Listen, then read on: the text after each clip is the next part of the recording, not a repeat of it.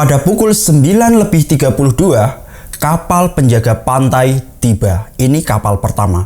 Namun yang diselamatkan pertama kali adalah Kapten Lee Jun-suk beserta awak kapal. Jadi belasan awak kapal malah yang diselamatkan pertama.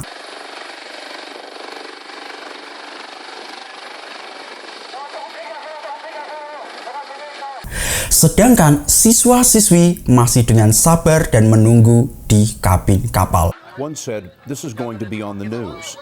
Another said, "Not unless it sinks."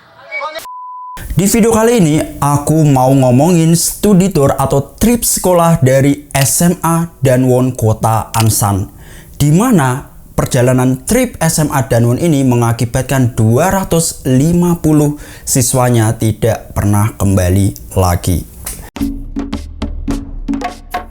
Sebelum aku ngejelasin ke kalian kronologi tenggelamnya kapal Sewol, aku mau ngejelasin secara singkat kapal Sewol. Kapal Sewol awalnya itu bernama Nanimo Ferry, yaitu milik perusahaan Jepang bernama Line Ferry yang memiliki berat 1682 ton. Nanimo Ferry ini sudah digunakan selama 18 tahun. Dari tahun 1994 sampai 2012 sebagai kapal pengangkut kargo dan kapal pengangkut penumpang. Dalam jangka waktu 18 tahun ini, si kapal Sewol itu sebenarnya udah mengalami kayak kebobrokan di beberapa sisi dan kayak udah tua kan. Kemudian kapal Nanimo Ferry ini dibeli oleh Chung Hae-jin Marine, perusahaan asal Korea pada 8 Oktober 2012.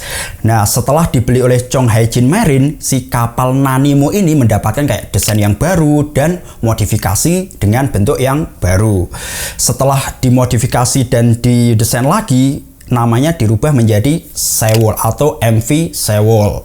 Setelah mengalami beberapa kali pengecekan, akhirnya Sewol mendapatkan kelayakan untuk berlayar. Pertama kali berlayar Sewol pada tanggal 15 Maret 2013. Sewol melayani perjalanan dari Itaewon ke Jeju pulang pergi. Dalam waktu 1 minggu, kapal Sewol itu ada 3 kali jadwal Itaewon Jeju. Nah, sebelum kejadian, sebenarnya kapal Sewol sudah melakukan perjalanan Itaewon Jeju sebanyak 241 kali tanpa ada kendala apapun. Jadi jarak dari Itaewon ke Jeju sekitar 425 km dan bisa ditempuh dengan waktu 13,5 jam. Oke, jadi kita masuk ke kronologi tenggelamnya kapal Sewol. Dimulai dari tanggal 15 April 2014 pukul 9 malam. Kapal Sewol berangkat dari Itaewon menuju Jeju dengan Kapten Lee Jun-suk membawa 476 penumpang, di mana 325 diantaranya adalah siswa-siswi SMA kelas 2 Danwon Kota Ansan yang mau melakukan trip sekolah. Di keesokan harinya pada tanggal 16 April 2014 pada pukul 7.20, 2 asisten Kapten Lee Jun-suk yaitu Park dan Choi mengambil alih kemudi. Jadi kapal Sewol tidak lagi dinahkodai oleh sang kapten, melainkan 2 asistennya. Padahal pada jam 8.20 kapal Sewol memasuki Selat Mangol, di mana Selat Mangol memiliki arus yang sangat kuat dan banyak perairan yang dangkal, yang mana seharusnya yang menahkodai adalah seseorang yang memiliki jam terbang yang tinggi dan pengalaman. Tapi justru malah 2 asisten yang masih baru. Menurut kesaksian Cho di pengadilan, tepat sebelum kejadian, Cho dan Park itu berdiri berdampingan di anjungan, sedangkan Kapten Lee tidak ada di anjungan. Lah, pas kejadian itu si Park memerintahkan Cho untuk memutar setir ke kanan dari 135 derajat menuju 140 derajat. Setelah diputar sekali, Park memerintahkan Cho lagi untuk memutar setir ke kanan dari 140 derajat ke 145 derajat. Cho tidak expect bahwa putaran yang dia lakukan itu akan melajukan kapal dengan cepat dan tajam ke kanan. Nah, si Cho mulai panik ini. Ketika kapal mulai miring ke kanan, lah si Cho ini berusaha untuk memutar lagi ke kiri. Namun karena kargo di dalam muatan itu terlalu banyak, mobil dan ban itu langsung kayak apa yang glosot, kayak apa ya, set.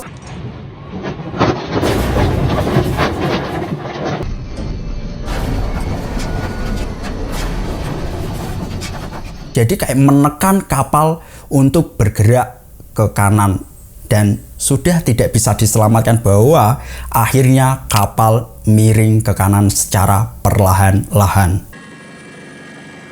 해상경찰청 해상안전과장인데요. 네, 맞습니다. 그 지금 세월호 상태 어떤지 알고 있어요?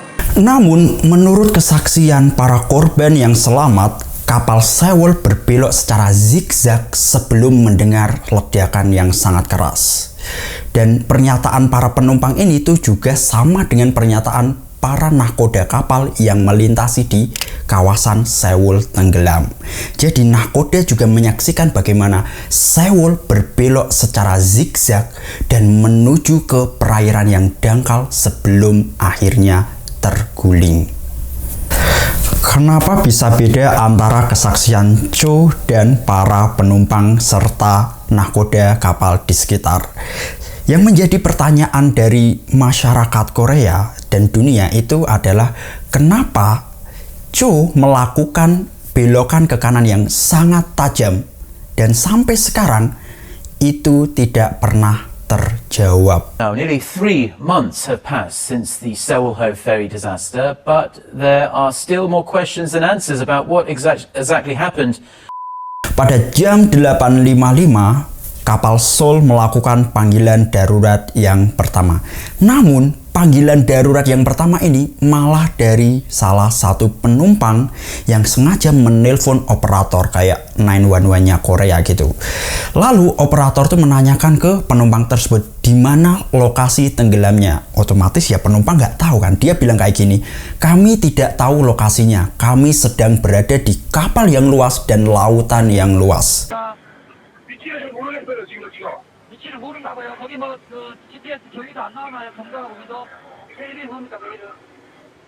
Setelah itu, telepon terputus dan penumpang mendengar ledakan yang sangat kencang dan kapal mulai miring. Ketika para penumpang kaget karena ledakan yang sangat keras, ada yang mudah mulai berlarian, histeris dan menangis. Terdengar suara pengumuman dari intercom bilang kayak gini, jangan bergerak dan tetap diam di tempat.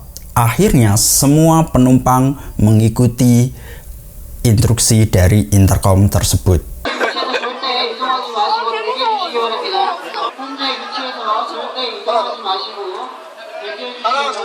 Dari rekaman HP Pak Sohyun, salah satu siswa SMA Danwon yang HP-nya ditemukan di kapal, memang terdengar kru menginstruksikan para guru dan siswa untuk tetap diam di tempat agar aman.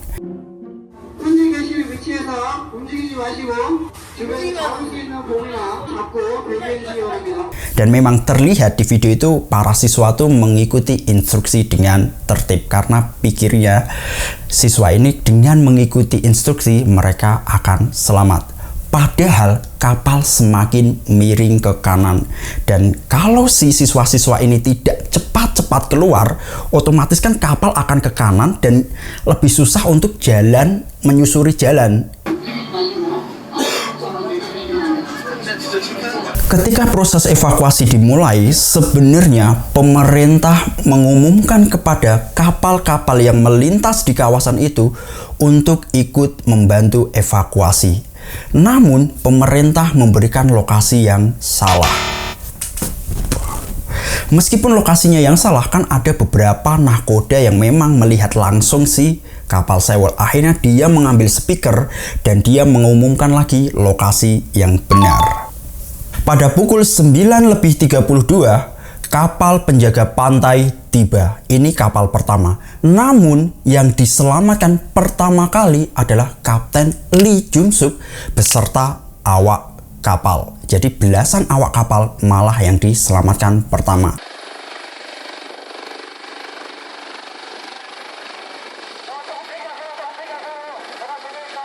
Sedangkan siswa-siswi masih dengan sabar dan menunggu di kabin kapal. One said, "This is going to be on the news."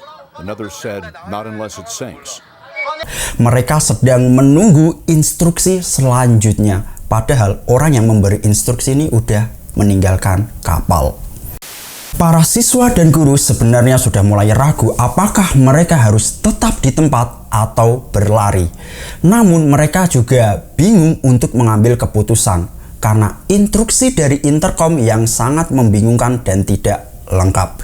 Padahal kalau seandainya instruksinya semua penumpang segera cepat keluar dari kapal, mungkin banyak penumpang yang terselamatkan karena kapal belum sepenuhnya miring. 10시 7분이 10시 7분. 10시 7분. 이때까지 살아가지고 엄마한테 겁나니까.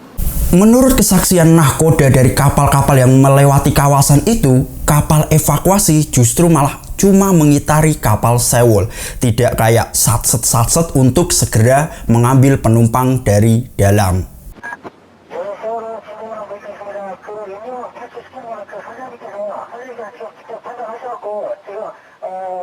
Dan lucunya, setengah dari korban yang selamat itu diselamatkan oleh kapal nelayan atau penangkap ikan dan kapal komersil yang sedang melewati kawasan tersebut. He says he has no idea how many he saved. I was told 25, he tells me. It sounds about right, but I don't know for sure. Dan orang-orang yang selamat ini adalah orang-orang yang tidak mengikuti instruksi. Jadi ketika kapal miring, semua orang ini langsung berlari dan kabur. Here, passengers in life jackets brace themselves against passageway walls as the ship sits on its port side in the water. Menurut kesaksian Yu Ansil, ibu dari Yu Minji, dia tuh bilang sama Yu Minji untuk mengikuti instruksi dari awak kapal dan bimbingan guru. Namun, ibu Yu Minji menyesal. Dia mengatakan bahwa seharusnya aku menyuruh putriku untuk segera kabur dan berlari. 선생님 하라는 대로 잘하라고 알았다고 저기 하라고. 근데 그게 이제는 그 뒤에 전화를 하니까 안 되더라고. Tapi pada saat itu ia tidak tahu situasi di Sewol. 애를 빨리 나오라고 그래야 했는데 제 배의 상황을 몰라갖고 무조건 선생님 말씀 잘 듣고 있으라고. Pada pukul 11:18 setelah 2 jam setengah lebih dari panggilan darurat pertama, akhirnya kapal Sewol tenggelam sepenuhnya. Hanya 172 penumpang yang berhasil diselamatkan dari keseluruhan penumpang 476. Dan hampir 3/4 siswa kelas 2 SMA Danwon meninggal di Sewol. Tragedi Sewol ini memberikan kesedihan yang mendalam untuk warga Korea, terutama keluarga dan orang tua korban. Ruang kelas di SMA Danwon seketika menjadi ruang mayat. Banyak ucapan bela sungkawa, bunga yang ditujukan kepada siswa-siswi yang menjadi korban di Sewol. 2 hari setelah kejadian, wakil kepala sekolah SMA Danwon ditemukan gantung diri. Ia merasa bersalah dan harus bertanggung jawab. Dia juga menuliskan surat bahwa jasadnya harus dibakar dan abunya disebar di kawasan tenggelamnya kapal Sewol. Setidaknya ada 3 orang tua yang melakukan bunuh diri akibat luka yang dalam karena kehilangan putra-putrinya di Sewol. Dan ada beberapa keluarga yang akhirnya bercerai dan mengasingkan diri. Ini menjadi salah satu tragedi yang sangat menyakitkan bagi keluarga korban. Sebut saja Jang Aijin, salah satu siswi yang selamat dari kapal Sewol. Saat ini Jang Aijin sudah lulus kuliah dan ia mengambil jurusan Teknologi Kesehatan Nasional yang mana akan menjadi tim penyelamat Korea. Jadi Jang Aijin itu dulunya sejak kecil bercita-cita menjadi seorang guru. Namun karena peristiwa Sewol itu, akhirnya Jang Aijin bercita-cita menjadi salah satu tim penyelamat di Korea. 또 제가 많은 사람들에게 도움을 많이 받았다고 생각하거든요.